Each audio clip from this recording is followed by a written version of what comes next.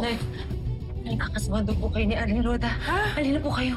Tatapusin ko lang ito mga... Hindi na po. Tayo na tayo sa bahay. Tara na po, tara na. Tara na, tara na. Kaya sa inyo si Amalia Astor.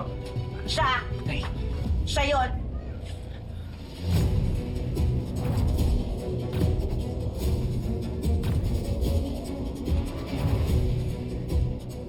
O, Amalia Astor, naaresto ka namin sa salang pagnanakaw ng mga alahas ni Roda. Mga alahas! Bakit naman dumami? Kwinto na kwintas! Nahigaw na porselas! Kinuha mo lahat! Sandali, pinagdag po yun. Di naman. Bakit po dami niyo pinipintang bigla sa nanay ko? Ano ang sinungaling? Wala na sa ebidensya! Hindi ko sinungaling sa inyo. Hayaan niyo po paliwanag po na. Kaya nga namin dadalhin sa presinto para doon kunan ng pahayag. Sige na! Tama na! Bitawan niyo na yung nanay niyo! Ano ba? Pag hindi siya binitawan, pati kayo isasama ko. Ano? Gusto niyo rin makulong, ha? Dami ng drama! Nay, dali lang, sir. Sasama na. Ano ba? Obstruction na to! Ano ba? Sama kayo! Okay lang ako. Okay lang.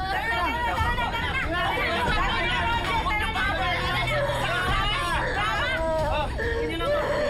Ano gagawin natin? Nay, Kamusta kayo? Nay, okay lang mo ba kayo? oo, okay lang ako dito. Okay lang. Nay, nakausap ko po yung isang pulis dito kanina.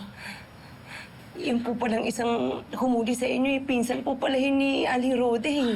Kaya ang bilis yung nahuli Eh, anong sabi nung kausap mo? Mapapakawalan daw ba ako ngayon? Ha? Wala raw muna silang magagawa, Nay. Kasi may kaso na.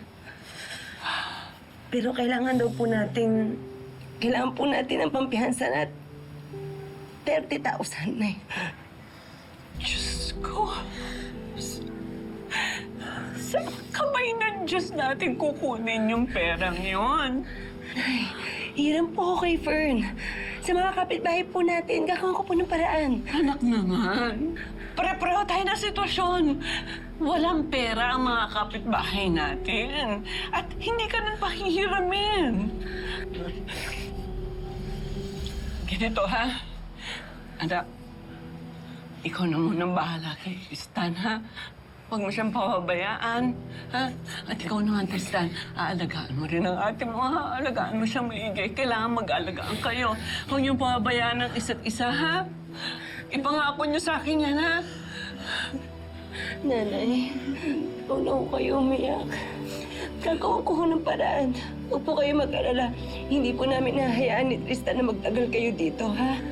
Ako na po, Nay. Nay, ako na kayo, ha? Okay. Ito kami, Nay.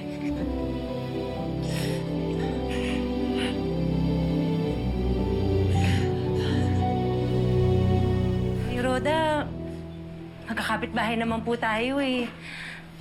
Huwag niyo na po pahirapan pa yung nanay ko. Iurong niyo na po sana yung demanda niyo sa kanya. Hindi ko iurong yung kaso hanggang di kayo nagbabayad ng danyos na 40,000. Ayun! Te, kaya siguro ito naging benta ng kaso kay nanay. Kasi gusto lang tayong perahan.